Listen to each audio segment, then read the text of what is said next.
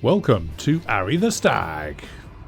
Hey guys, welcome back to Arry the Stag. TR Tony here.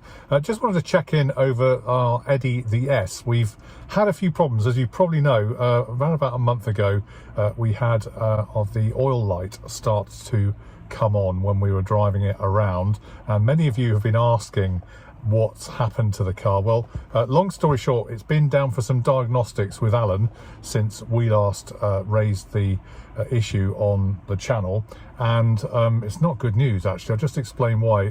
For those that don't remember, the car was driving fine, but after a few miles the oil light was coming on. Initially quite a low flicker, but then was really strong and on. So clearly something wasn't going very well. I kind of nursed it back home from one of my trips out, and long story short, we've had a look at a number of things and ironed out a lot of issues already, and thank you for all your feedback. We had loads of ideas from around the world as to what it could be, so let's just knock off the ones that we've looked at. The oil sensor sender unit has been replaced. We've had a brand new one put in. It's not blocked, it is working, and that's fine. So that's one thing that was okay.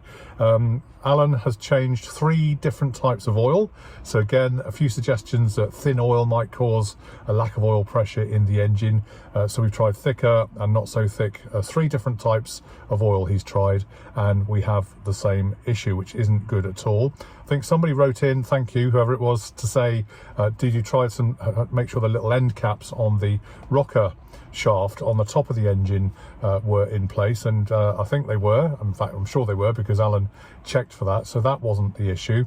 And so we're all a little bit baffled. It also had a bit of an oil leak, not enough to worry about, probably just something needed tightening up, and that can be fixed okay. But clearly the car isn't in a sustainable roadworthy condition, which breaks my heart, because we've spent a few quid on this thing, as you probably know. So cut a long story short, we kind of worked out it might be the oil pump. So a few weeks ago, Alan and his mate Budgie got into the car. They actually took the distributor body off, and got into the oil pump through the top using a battery powered drill with a long extension on it, and they spun up the oil pump to get, and they measured the pressure, a good, I think it was about 30 psi. It was a really good oil pressure anyway. Went for a drive in it, having put it all back together, and it drove like a beauty, no problem at all. The light wasn't on, it was absolutely fine. So he thought it was fixed, thought he'd hang on to it just overnight to see it was okay, started it up the next day, and same problem again, the light was coming back on. So clearly it's an oil pressure issue. It's just a question of where it's coming from. So we've ironed out all of those things, and again, thanks for all your lovely messages of support. It's been really great. So cut a long story short, now what we're going to have to do is take the engine out again. So Alan, I've agreed, is going to take the engine out. It's going to get the bottom end off, get the sump off, have a look. The oil pump's obviously all right.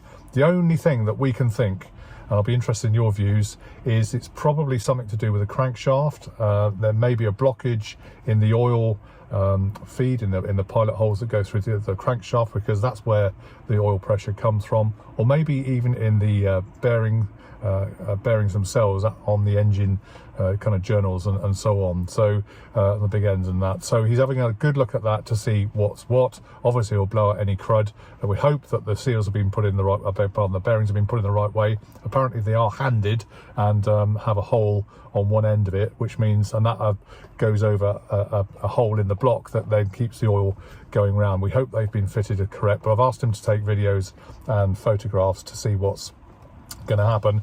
But that's where we're at with Eddie the Ess. So I'm really disappointed. I've done about 110 miles in the damn thing since I bought it so far, so sorry about this. We will get back to, there is a good car in there trying to get out, we know that. The rest of the car is brilliant. It's a lovely car to drive, and Alan said he'd tweaked the gearbox the other day as well, and put the kick down back on, which I think that we had some advice on that, so thank you for that. And it's made a massive difference. It drives lovely, he says, but we've got obviously got to sort out this oil pressure issue, because what we're going to do is crash the engine if we're not very careful through a lack of oil circulation. So it's got to be fixed. So that's where we're at, guys.